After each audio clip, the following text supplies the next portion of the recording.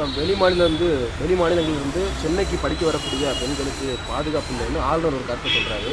சென்னையை சார்ந்த மேயரா, பெண் மேயரா உங்களுடைய பதில் என்னவா இருக்குது? சென்னை மாநகராட்சியை பொறுத்தீங்கன்னா நீங்கள் பெண்களுக்கு பாதுகாப்பான ஒரு மாநகரமாக அங்கீகரிக்கப்பட்டிருக்கிறது. 2022 சென்னை தான் பெண்களுக்கான சேஃபஸ்ட் சிட்டி அப்படின்ற ஒரு அங்கீகாரமும் இந்தியாவில் இருக்கக்கூடிய அடுத்த மாநிலங்கள் பார்க்கும் பொழுது சென்னை மாநகரத்துக்கு அந்த அங்கீகாரம் பெற்றிருக்கிறது. அது மட்டும் இல்லாமல் சென்னை மாநகராட்சியில் ஜெண்டர் அண்ட் பாலிசி லேப் அப்படின்ற ஒரு கையெழுப்பு நடத்துகிறோம். இதில் பெண்களுக்கு எந்த அளவு பாதுகாப்பு இருக்கிறது, எந்த அளவு பெண்கள் போக்குவரத்துலையோ இல்லை பொது இடங்கள்லையோ இல்லை பஸ் ஸ்டாண்ட்லேயோ தனியாக போகக்கூடிய சூழல் இருக்க பகுதிகளெல்லாம் என்ன மாதிரி நெருடல் அவங்க ஃபேஸ் பண்ணுறாங்க, அதற்கு என்ன தீர்வு காணலாம் அப்படின்னு ஒரு ஆண்டாக அந்த ஆய்வினை மேற்கொண்டிருக்கிறோம். மாண்புமிகு முதலமைச்சர் அவர்கள் இன்றைக்கு பெண்களுக்கான ஆட்சியை நடத்தி வருகிறார்கள்.